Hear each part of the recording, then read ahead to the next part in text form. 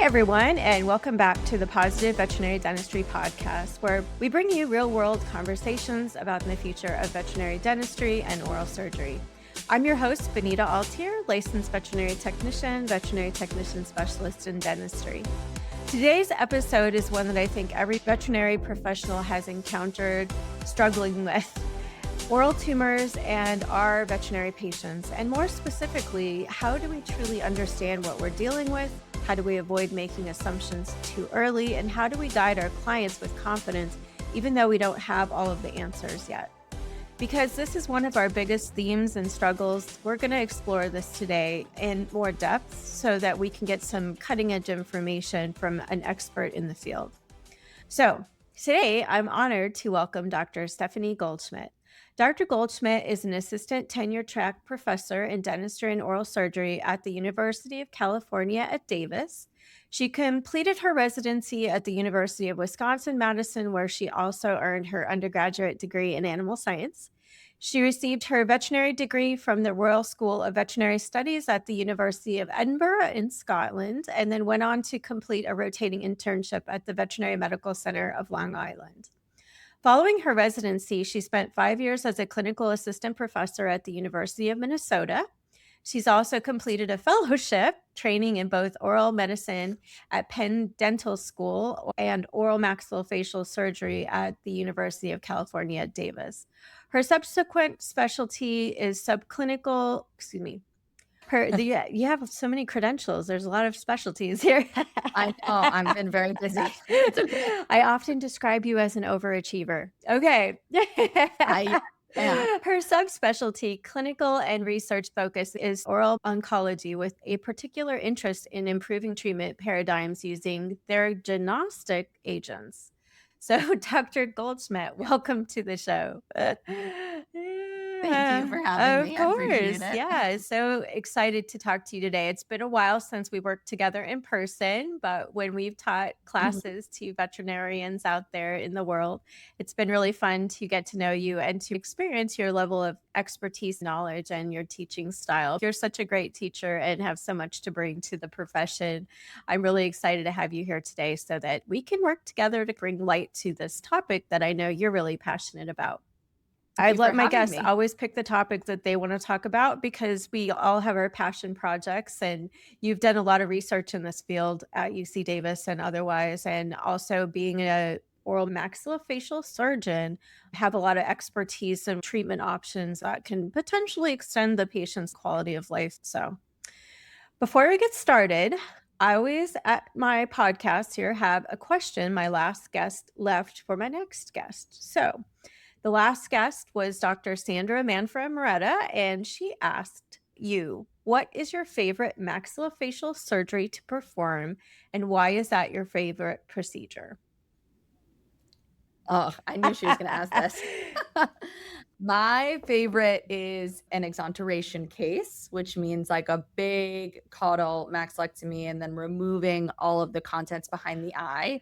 Why it is my favorite is because it's technically challenging just because of the anatomical limitations of the area, but also because a lot of people like assume these dogs are going to do so horribly with such a big surgery, and like I get to see them do really well and have a high quality of life and be cancer free for a surgery that a lot of people used to say was like not doable or uncuttable.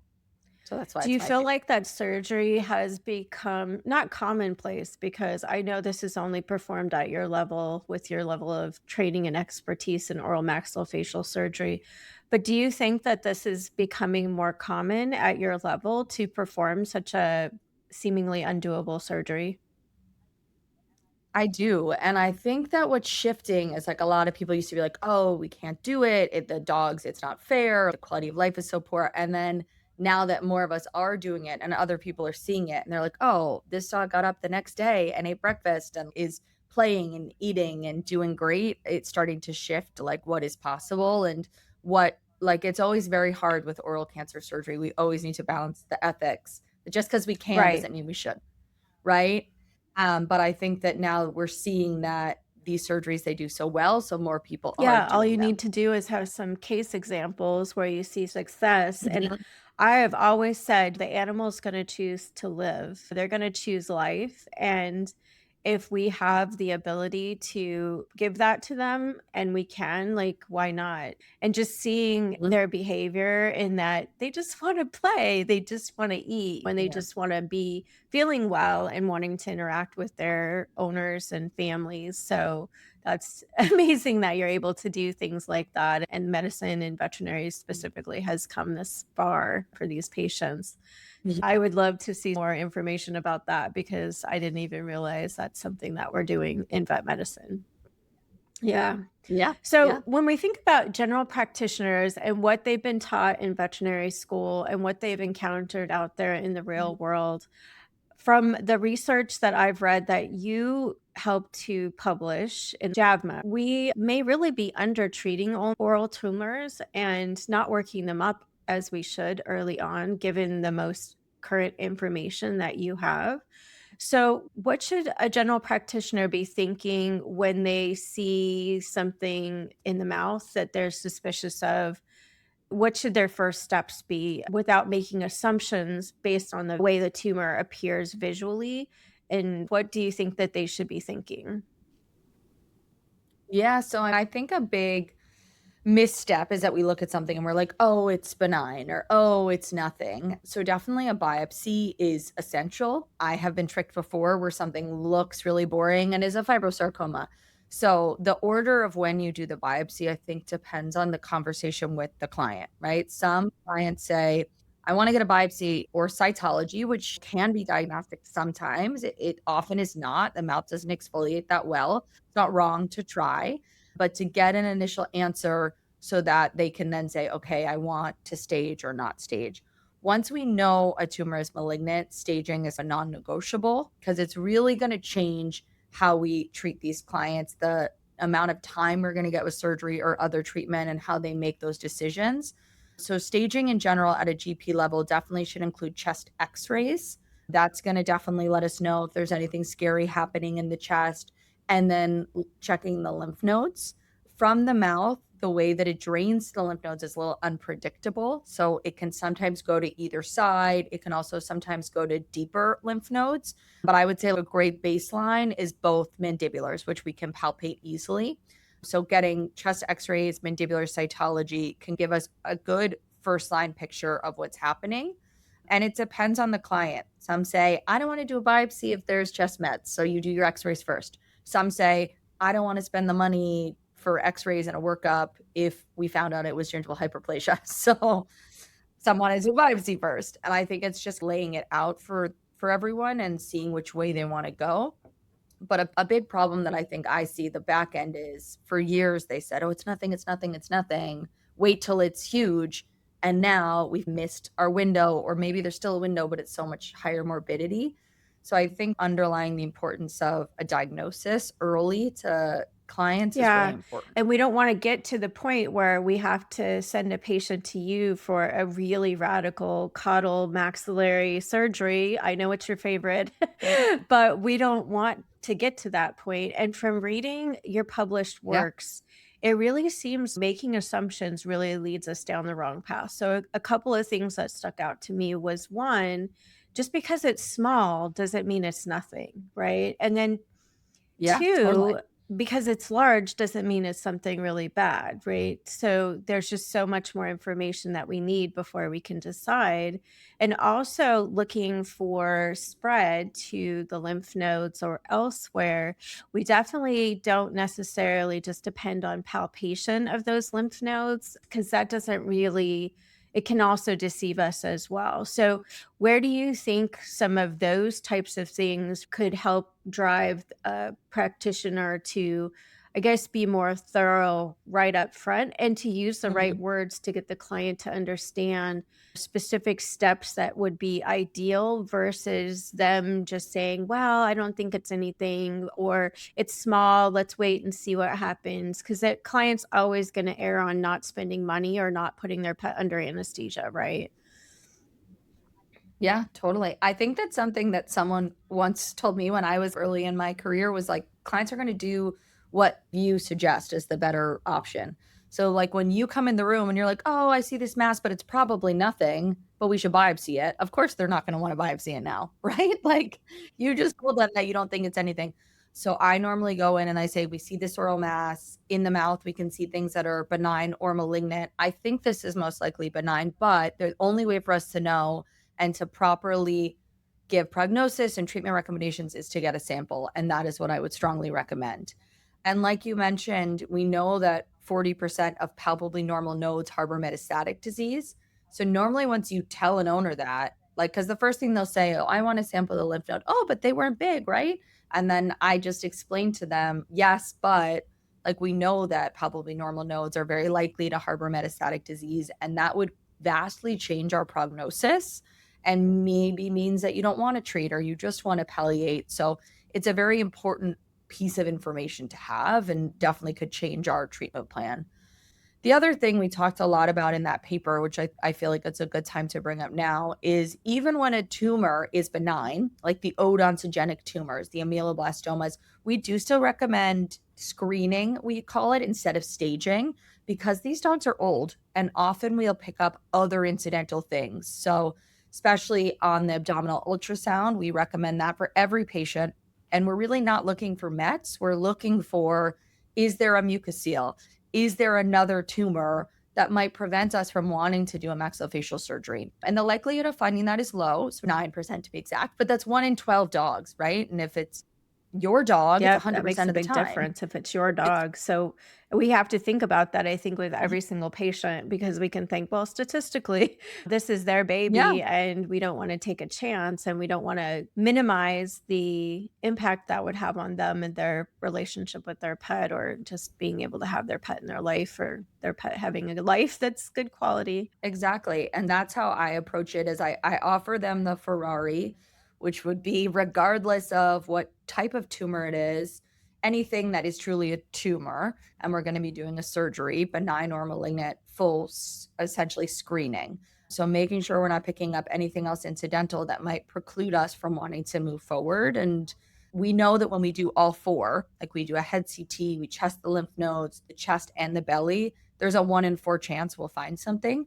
So it makes a huge difference for these patients. And when we explain that to our clients, I know we have a biased population that I get to see, but everyone has been like, that makes total sense, right? And want that information to make the best decision we And I can. think in most general practices, a lot of these imaging modalities and the ability to get this information is pretty readily available now. 20 years ago, 15 years ago, that might not have been the case, but I think most people do have the ability to do quite a bit of this in hospital, and also have referral practices that could do these things not too far away, which helps a lot if the client's willing to go for this. But the client hears the word tumor or a mass, they may be panicking because they're thinking cancer. Oh no, we're going to have to make a euthanasia decision. Like, their mind just probably jumps to the worst of the worst things. So as a general Totally. practitioner, we probably have to really pre-prepare what we're going to say to someone, because as you mentioned, someone saying, well, it's probably nothing. That's our hope internally.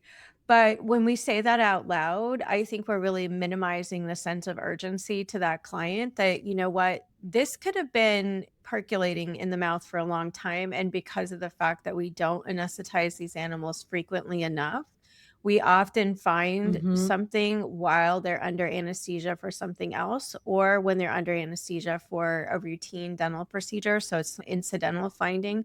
I can't tell you how many patients over the years that we were anesthetizing for dentistry, and we found something in there that no one could have seen other than when we got them completely anesthetized. So we want to be, as I think, taking this as our one opportunity to get aggressive enough with the pre-work that if it's nothing, then great. But if it's not, Yeah, why take that absolutely. chance, right? Of just putting it off, which is always everyone's human nature. We want to put off something, especially if it's scary. So abdominal ultrasound, lymph node aspirations, and then chest rads. And in your world, you have cone beam CT as well. But what about dental radiographs or intraoral radiographs? What type of role does that play when it comes to looking at these types of masses, whether they're teeny tiny, something that we barely notice, or something even fairly large? Yeah, I think that at the time of biopsy, it is great to have a dental radiograph, especially if we're deciding between an odontogenic and non-odontogenic tumor, or even within the odontogenic tumor realm. There are certain ones that don't eat into bone at all. So knowing that and giving your pathologist that information is very helpful. I think it also helps with talking about the urgency for the client. So you see a little nothing gingival mass, but you say, hey, we're going to see what it is. And you take an x-ray and now there's also bone lysis. Now you have more credence to say, hey, this looks like it's something more scary. We know from people that bone lysis is extremely painful. Like these are all the reasons we need to think about either treating with radiation or surgery once we know what it is, or talking more strongly about what palliative care looks like.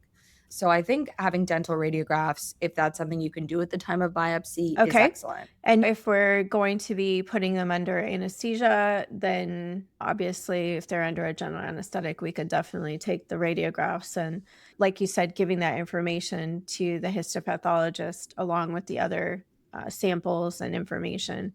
I always tell people to make sure to take photographs of the mass, Mhm. to use calipers or even your Explorer probe instrument, because your probe has 1 millimeter markings on it to get dimensions. Besides photos, radiographs, dimensions, is there anything else that you recommend that people do when it comes to preparing to send a biopsy to the histopathologist? Yeah. Well, one, that's like, please, please, please take a photo. Bonita said that's Yeah. so helpful. But also the size. So, like, especially for melanoma, for example, we actually have data that for every centimeter larger a melanoma is, there's a 30% increase in the hazard of death. So knowing the size of that melanoma and any tumor, but melanoma more than anything, is super prognostically impactful. So a T1 staged clean melanoma with surgery can get 2 to 3 years. Once we get to like a stage 2, it's over 2 centimeters, it like drops to about a year. So it's a huge difference just with that increase in size. So that's really important when we're talking to the client. The other thing I would strongly recommend to not do an excisional biopsy. So taking that tumor in entirety, it like feels very rewarding. But the problem is often if it truly is malignant, you're leaving cells behind. And because we can't totally see where it was or what was left over, our next surgery can actually be much challenging and larger because it was taken in entirety. So taking just a punch in the middle is usually the best way for surgical planning That's great later. advice, and that's something I've definitely heard in the past. And I think that the tendency is to want to look at a mass just visually inspecting it and thinking, "Oh, I think I could remove the whole thing," realizing that you should not for those reasons. Go ahead and just get a Mhm. biopsy, do your staging, and figure out what exactly you're dealing with and whether this is something that should be accomplished in your hands versus referral to someone who has more imaging modalities like cone beam CT and additional surgical experience like yourself. And I will say that for an oral tumor, we don't wanna be using Mhm. cone beam CT, we wanna be using real CT Okay. with So contrast. not cone beam Mhm. CT, so real CT with contrast. Yeah, just 'cause cone beam can only Mhm. see bone, so we want these to have something that you can give IV contrast and see the soft tissue extent of the Got mass you. as well. That's great. And that's more likely going to be in a university setting to have a full cone beam or a specialty. Yeah, I would say any referral practice usually will have a full contrast CT if they have multiple Okay. specialists on hand. Some standalone dental practices will Mhm. only have cone beam, but most of them have the ability to refer out for a true Okay. contrast CT. That's great. Also, when we think about the biopsy, when we think about who we send that biopsy out to, are there any specific histopathologists that you feel should be consulted regarding biopsies of masses in the oral cavity versus where someone might send their regular biopsies for masses on the body? Yes, that is a great point. And there are specialists in oral pathology. My Personal favorite is Cindy Bell, who runs SOPA, or the Specialty Oral Pathology for Animals. She does tend to be a little overworked, so I do try to reserve like very challenging masses for maybe her to get a second opinion. For just general oral pathology, there are also some great oral pathologists at the main places like IDEX and Antec. They both have oral pathology teams. You just have to ask for it specifically. So like Melissa Sanchez, Alex Harvey, Barb Powers, they're all great oral pathologists as well. Normally, if it is a fairly easy mass, anyone can diagnose it. But if it is something more challenging, definitely asking for that oral pathology team can make a big difference in figuring out what it is and then stratifying your treatment. Great information. And a lot of veterinary practices use those reference labs.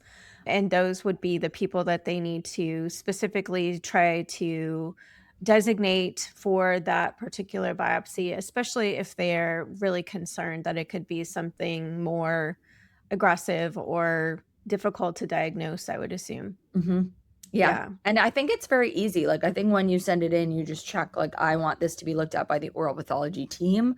And I could be wrong, so I don't want to misspeak, but I don't think there is an additional charge. I think it just streamlines it to that team to make sure they're the ones looking at it. Yeah, that makes sense. We want the people that are really in tune to oral pathologies. Now, with dogs specifically, what can appear to be something really concerning, but is actually benign? Like, what type of tumors do we see that actually look really scary, but are not actually that concerning? So what I would say is that would be like the camp of the odontogenic tumors. So within the oral cavity, we are a little bit unique that we can have these tumors that come up the teeth themselves called the odontogenic tumors. And they used to be called epuli, but we largely kind of try to get away from using that word because it really confers that they're totally benign. But some of them can get extremely large and destructive. The most common one that kind of can look the most destructive and the scariest would be the ameloblastoma. So it can eat into bone quite aggressively and also become very largely cystic. But it can start by looking like a little gingival nothing. And then once it gets into bone, get really large. So sometimes when you see them on imaging, you're like, holy smokes, this is so aggressive, so enormous. However, because they don't carry any metastatic potential, even with surgery, they can be cured. So a lot of times we'll see people dissuading, oh, you have this horrible tumor, but because it's an ameloblastoma, if they would move forward with surgery, we can cure these patients even if it's really big. A similar type of odontogenic tumor would be the peripheral odontogenic fibroma, or the POF. They don't eat into bone at all. So that's where dental radiographs could be helpful. But I have seen them, when they're ignored, get extremely large and look like a fibrosarc.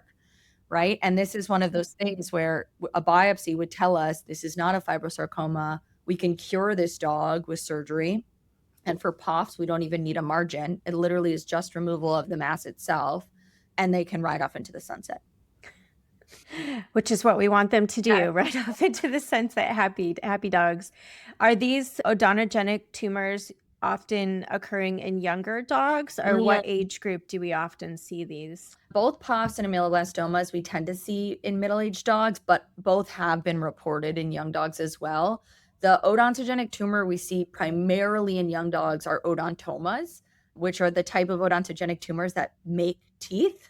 So they're very cool to see, and we see them usually in dogs less than a year. I have seen ameloblastomas, though, in 1 or 2-year-old dogs, so it's not unheard of. But in general, we tend to see more around the 6 to 9-year-old range. Okay. So we want to be screening these dogs all the time throughout their life, but we do know specifically that there's some oral tumors that could pop up at certain age groups, leading us towards that particular diagnosis, or at least having an idea how to stage that patient or potential treatments for that patient based a little bit on how old they happen to be. With some of these tumors that we see in the mouth of a dog, is there any specifically that you would say often tend to look like nothing, but are a lot more concerning just based on visual inspection? Yeah, I would say the biggest masquerader would be squame. A lot of times they look like ulcerative lesions. So like you have this non-healing wound or an ulcer on the palate and it's just not getting better, not getting better. I would be worried that it potentially is a carcinoma and definitely want to biopsy that. I would say the other thing I see a lot that people think is nothing and ends up being something is a swelling right under the eye. And everyone says, "Oh, it's a tooth root abscess. Oh, it's a tooth root abscess. Oh, it's a tooth Or root." a spider bite, Yes. right? That's what people think, "Oh, he must have been bitten something Mhm. on his cheek," then we get to the hopefully the veterinarian, the general practitioner realizes a draining fistulous thing underneath the eye is often dental origin, right? So hopefully Mhm. we're heading down the right path, but now we're dealing with something maybe more sinister. Yeah, I've seen a number of fibrosarcomas in this location in particular where Hmm. they didn't respond to antibiotics, they didn't respond to antibiotics, and then they let it go for months and months and months. And then by the time we see them, they're very large. And it's tricky because we don't see anything in the mouth, right? Just because we don't see a mass effect in the mouth doesn't mean it's not a cancer. So anytime something like is fishy, like it's a Mhm. non-healing wound, it's not responding as we would expect, that's always like perks up my ears that like we definitely should biopsy this and see if we're missing something. And that's why our normal medical treatments aren't working. Right. That's a big red flag if things aren't healing and it seems like what you did made sense at the time, but what's going on, right? We Mhm. need to get more aggressive on figuring that out versus waiting because, especially with these animals, their little lives are so sped up. Things can rapidly change. And we think a month or two is nothing in our lifetime, but for them, it could be a really big make or break situation waiting too long to kind of get Absolutely. to the bottom of it. And we hear all the time from patients like who come here, "Oh, I wish I caught it earlier." "Oh, like, what do you think? I was nervous about Mhm. this thing." And so I think if there's anything suspicious, it's always better just to get a sample of it. If the worst case scenario is that you find out it's nothing, that's a pretty good scenario to be in. So I think it's actually just phrasing it to the clients more in that light of, "Hey, let's just make sure," and wonderful if it's nothing, right? Like, then we can not worry about it rather than waiting, waiting, waiting till it declares itself.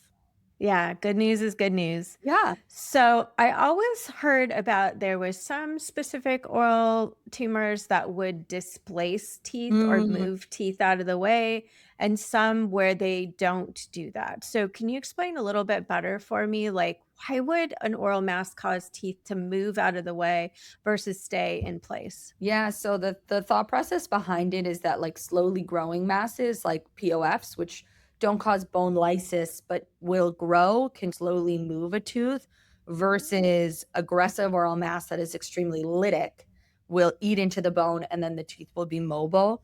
It's a little bit of like an old wives' tale, but I will say that it is normally the pattern we see. So it is Okay. true. Like if a tooth is moved, it probably is something that happens slower.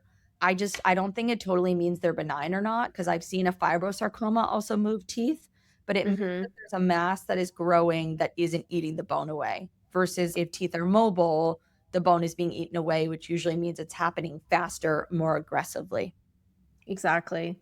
And this is where dental radiographs can really start to show us even subtle changes to see teeth being moved slowly out of Mhm. place. And that's concerning because generally speaking, teeth move into the place they're going to be and stay there and don't start drifting or moving or anything like that in veterinary patients, Yeah, right? if a tooth is moving at all, that's not normal.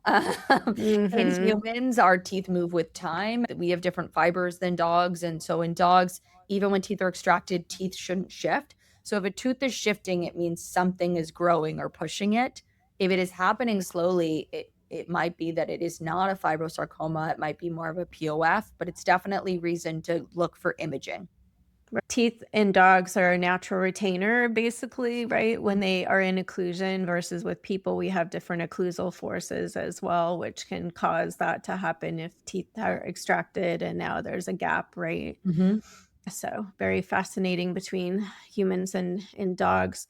When we think about whether they are pigmented masses, are there anything specific that you have as like other red flags or indicators that we should be more considering something versus something else with pigmentation of masses? Yeah, I mean, really the only mass that's going to be pigmented is a melanoma. There is this thought that actually amelanotic or unpigmented melanomas are worse. We don't actually necessarily know that. It's actually the opposite, which is interesting. Like if there's something that's very dark and very pigmented, it means that the melanocytes are well differentiated, which actually means it's a little bit less aggressive than one that's not doing that pigment. But there's no good studies that show that the amelanotic ones are worse, but we know the very well pigmented ones are better. If you see a truly pigmented mass, it probably is a melanoma. But something that always gets me down in the dumps is someone sees a little pigmented mass, they tell an owner it's a melanoma, it's a horrible prognosis, don't do anything. But in reality, if it's a small melanoma that we caught early, it's well differentiated, like those well pigmented ones, stage is clean, and we do surgery, they could get 800 plus days. So they can still do well with intervention. So don't put them in this doom and gloom category right away. Kind of give them the information that these are highly metastatic, but do you want to see if it has spread? Do you want to move forward with thinking about treatment? But definitely any well pigmented mass within the mouth, it's most likely a melanoma, and you definitely should get biopsy to confirm that and talk to the owner about next steps. And this can get confusing because sometimes inside the mouth, there's these pigmented places, right?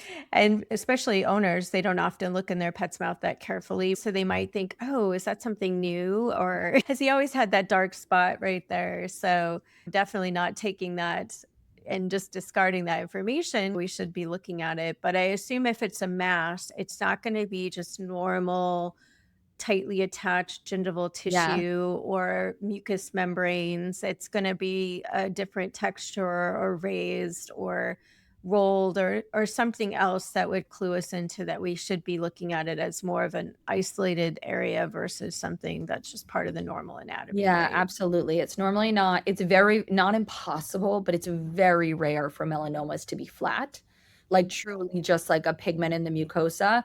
It's more that like they come out as a mass and they normally do grow quickly. So often they will have some ulceration, some rapid change. There is this kind of subsets referred to as well differentiated melanocytic neoplasms. Some call them melanocytomas. So there is this like more benign subset of melanomas, but are rare and tend to definitely be like right around the lips or mucocutaneous junction. They're not normally true oral, but most of them are truly masses. I've never seen a melanoma that's just a new pigmented plaque or flat area. Okay. And I assume that caudal melanomas also are more concerning and less often recognized than ones in the rostral part of the mouth. Yeah, biologically, they're not worse, right? Caudal is not worse than rostral, but normally we pick them up later. Surgery becomes more challenging, albeit not impossible. So definitely something I give the same spiel to everyone. So I never say, oh, you have a caudal melanoma, this is a death sentence. I say you have this melanoma or with likely melanoma, it's going to biopsy to confirm. And then if you want to move forward, let's get all the information from staging. But if you have a T1 or T2, melanoma that truly stages clean, the literature says that we can still do well with surgery. The best, obviously, the smaller the better, but even for T2s, we tell them about a year, but there are some papers where they get 2+ years. When we get bigger than 4 centimeters or lymph node spread, that's normally when I have more of the conversation of a more guarded prognosis. We're looking more kind of at 6 months or so. And then we talk about, do you want to move forward or do you want to just do palliation? But I think it's a big mistake telling someone right from the beginning when you see something, oh, this is melanoma, it's horrible, we can't do anything. Because for some people, getting 2 years, they're really happy with that amount of time and they would want to move forward. That could be a long time, especially in a larger dog's life. Yeah. Yeah. I think reading some of your work as well, there was a large number of dogs in the studies that were larger dogs like Labradors or Retrievers. And we do know that there's some breeds that just seem to be having more than their fair share of these types of tumors. Is there anything specifically that we're working on? I know I remember reading something about a vaccine for melanoma, but these at-risk breeds, is there anything right now in the research that are being worked on to help us predict, treat, or prevent for some of these dogs that are more at risk? Yeah, we definitely know that large breed dogs are more predisposed, especially golden retrievers, that we tend to see more oral cancer in them. We are working on it. We are looking at like what are essentially biomarkers of disease that we could catch early. So what we've been looking at is we've been looking at dogs that have oral cancer and then the kind of surrounding tissue right near it, which we call dysplastic tissue, or starting to look a little abnormal, and seeing what is in those dysplastic subsets. So what genetically is happening there, and could we actually use that to do saliva swabs to start pre-screening for dogs. So that's something that we are actively working on here, trying to see if there's a better way for us to pick them up. As far as treatment, there is the melanoma vaccine. So melanoma is very interesting because it's what we call like an immunogenic tumor. It's very smart. It's very good at evading the immune system. So essentially hijacking that to try to wake the immune system up. So we call it a vaccine, but it's not really preventative. It's given after to wake up the immune system. It has had mixed results. Essentially, one study showed it's better than sliced bread. One study showed it didn't work. I tell people the only thing it's going to hurt is your pocketbook. We know it is safe. We just don't know if it actually works. So definitely it's not wrong to give it, but I would give it as an adjunct to another local treatment. I wouldn't give it as a sole treatment. We are actively here working on some of our own immunotherapeutics, similarly for melanoma, to try to wake up the immune system to better fight off cancer. And that's some of the clinical trials we're working on now. So looking at a checkpoint inhibitor, actually, we're about to start it soon, any day now, looking at giving that before surgery. And could we wake up the immune system and do better? But right now, everything's in the works. There's nothing that's really come on commercially that can be used in practice right now. Okay, that's good. And it's so reassuring that there's people like you at the university level working on this research to really help us get down to the bottom of how to recognize this and prevent it ideally, but recognize it as early as possible and have some really great treatment options. So, right now, it sounds like from what we're discussing that the staging is really important and that we don't want to neglect to do the full staging Yeah. if at all possible, so that we can give the pet parents the most information we can so they can make an educated decision on what they want to do with their pet. And that we have to be really careful with our biopsy technique, right? So that we're not going to cause more struggle for a surgeon like yourself to hopefully get a cure through a surgical intervention. Besides surgery, what other adjunct treatments are there out there for some of these cancerous tumors that we really have to be more aggressive about? Yeah, so in general, when we think about local therapy, we're thinking about surgery or radiation. So, radiation therapy, a lot of these are radiation responsive. The biggest thing, like when I give my spiel to clients, is that cells can escape radiation. So, when we give radiation, kind of one of the biggest things we worry about is that some cells do not die and the local recurrence rate is potentially higher. And we know that especially for squamous cell carcinoma. But sometimes for certain melanomas that they're bigger and surgery would be high morbidity, radiation's a better option, right? Because we don't have that same morbidity from surgery. The side effects we think about with radiation would be oral mucositis, like a hot pizza burn. I've warned people about a hot pizza burn, and then sometimes they can get some kind of hair changes. Those are the kind of acute side effects. Long-term side effects, if that is the outcome that they get, we can get what's called radiation-induced osteonecrosis, meaning some of the bone dies because of the radiation. It's rare, but is possible. Normally happens a year plus after RT. And then we can have some changes to the eyes and some long-term kind of like fibrotic scarring changes. But in general, they do tend to tolerate radiation pretty well, and it's a good alternative if they don't want to move forward with surgery. The kind of chemotherapeutics or systemic medications, those are really only for patients once they've had spread. So that is not a local treatment. It's normally if we already have lymph node spread or chest spread, then that's when we think about adding those on. And it's rare, but sometimes we will give those kind of therapies before surgery to try to shrink down the tumors, but it's definitely a more unusual approach. Well, and that could be less scary for a pet parent too if they know that this doesn't necessarily mean chemotherapy, right? Because a Totally. lot of people think cancer and they think chemotherapy and they think my pet's hair is going to fall out and they're going to be vomiting all the time and they're going to feel horrible. And I don't want to put my pet through that. But Yeah. as we talked about earlier, they just want to live. They just want to eat their food. They want to play. So it's amazing to me how well they really tolerate some of these interventions, given what a human might wind up having trouble with these types of treatments. And I So, always tell them, like, they don't look in the mirror. Like, the right. hardest right, the hardest part for us to have a piece of your jaw removed is, like, the social aspect of it, but they don't have any of that. They don't look in the mirror, they don't have the cosmetic piece of it, and they do amazing, like, the amount that they can adapt to having a piece of their jaw removed and eating the next morning, and they hunt, and they play, and carry Mhm. around big sticks, and usually Yeah, the first kind of 5 days are the toughest, but then they turn this corner and they go back to their normal quality of life. exactly.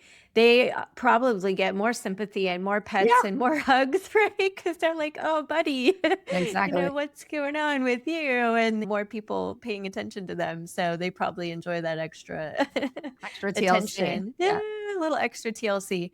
One thing I wanted to bring up before we got to the kind of last thing I wanted to ask you about was tumor seeding. So we Mhm. talk a lot about nerve blocks, and I always talk about if there is a tumor, we don't want to be placing an injectable drug through that tumor to apply a nerve block. So, are there any specific things when we talk about pain management with these pets that we should do or shouldn't do or just be cautious about? Yeah, totally. So what you brought up is a great point. We never want to use an instrument and go through a tumor and go somewhere else, especially a carcinoma. So if you are going to do a local block, which we always recommend, don't go through the tumor, do a farther block. If you can't get away with a block, better to not do one at all. Similarly, make sure you're changing your instrument. So if you see it on your oral exam, make sure you probe that last. Don't use the same scalpel that you use there anywhere else because we worry about seeding. As far Mhm. as pain control, these are painful. These are painful because they eat into the bone. Normally, the best things we can do are an NSAID if they can tolerate it. NSAIDs tend to be really good for bone pain. And then you could add on amantadine or gabapentin as well if you need a backup. But normally, the best thing we can do is get rid of that bone pain by surgically removing it or radiating it. If they decide to do neither of those things to deal with the bone lysis, then for more chronic pain, I usually do long-term NSAIDs, gabapentin, potentially amantadine, and then an opioid for true hospice care. So once, like, if they've decided they don't want to treat, they just want to medicate, then towards more the end of life hospice care, I will do short-term fentanyl patches so they can be as comfortable as possible at the end. Yeah, that's important. We want these guys to be comfortable. And during the surgery itself, do you use controlled rate infusions as well as your nerve blocks? Is that Yeah. something you would do as well? When we're doing the not for a biopsy, just because it's too quick, normally we'll just do a single opioid injection. But for maxillectomies and mandibulectomies, yeah, we always have them on, usually a fentanyl CRI plus or minus a ketamine CRI, pending how invasive the surgery is. And then we normally keep those on post-op for about 24 hours. We love CRIs for dentistry. I feel like they were made for these Yeah. cases that you have multiple quadrants involved with maybe major extractions and also just dealing with the fact that I definitely learned from you even more about this. Sometimes nerve blocks don't work. And Totally.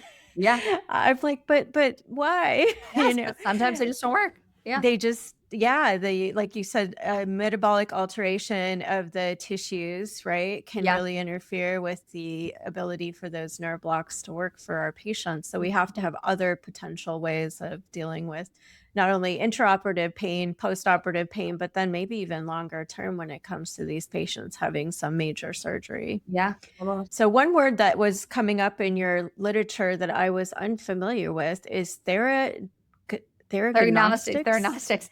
Um, Theragnostics? Yes. yeah. So explain this to the audience just so we can have a better understanding of what that means and how that applies. Yeah, so theranostics are probes that are both therapeutic and diagnostic. So, something that, as much as I like to do surgery, what I find very hard is when we go for an oral tumor surgery, we take the tumor, then we take a centimeter up to 2 centimeters around the tumor. to make sure no cancer cells are left behind and we give the best chance of a surgical remission. But that has a lot of morbidity in the oral cavity in particular, especially like a small dog, 2 centimeters every direction. That's a big surgery. So a lot of my research focuses on how could we better tell cancer from normal tissue in real time by using these kind of probes. But theranostic probes also treat the cancer itself.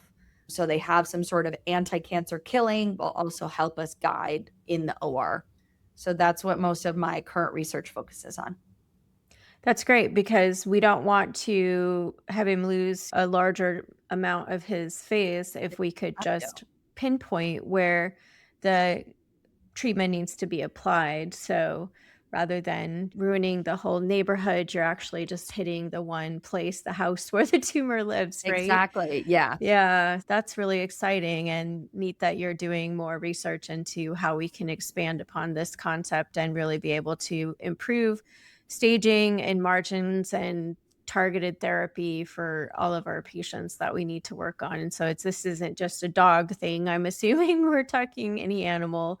Yes. Yeah. So we're definitely spending a lot of time also on how we can better treat cats with oral squamous cell carcinoma, which is obviously very challenging for all of us because right now we have no good option, right? So Yeah. it's definitely something that we're actively looking at as well. So not dogs only, but Right. dogs Right. and cats. Yeah. Exactly. It's just with cats, it's really challenging because often these squamous cell carcinomas seem to pop up out of nowhere and they can tend to be in the back of the mouth and it's not recognized quickly enough, even if there was something that we could do to really help this cat. So that's a really challenging one. But talking about dogs today, it really, I think, gives us some hope that we do have some really good, solid information here that we can use when we're talking with clients.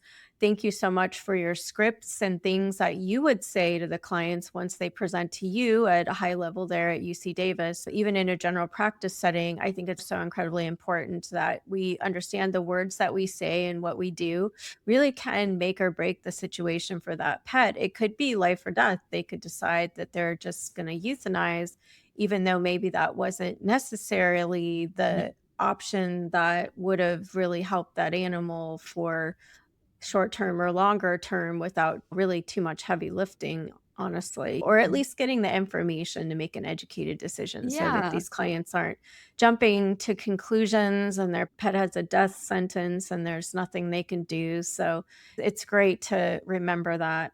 With this conversation, what do you think you'd really like the listeners to take away from this? Any things that you would think are key that you really want to reiterate about what we talked about today? Yeah, I think you did a very good job, like just summarizing it. But I think the most important things are don't let assumptions get the best of everyone. I think that coming in and saying, we see something, let's find out what it is. Let's do a quick biopsy or try cytology to have more information, get the whole prognostic picture, and letting people know that there are options for these masses. They don't have to take them, but giving them all the information and then letting them make the decision rather than saying, oh, it's melanoma, all melanomas die, right? And not giving them all that information and going through the staging and going through the biopsy. I think there's so much power in what can be done before they even come to see us, and that having that conversation is so impactful.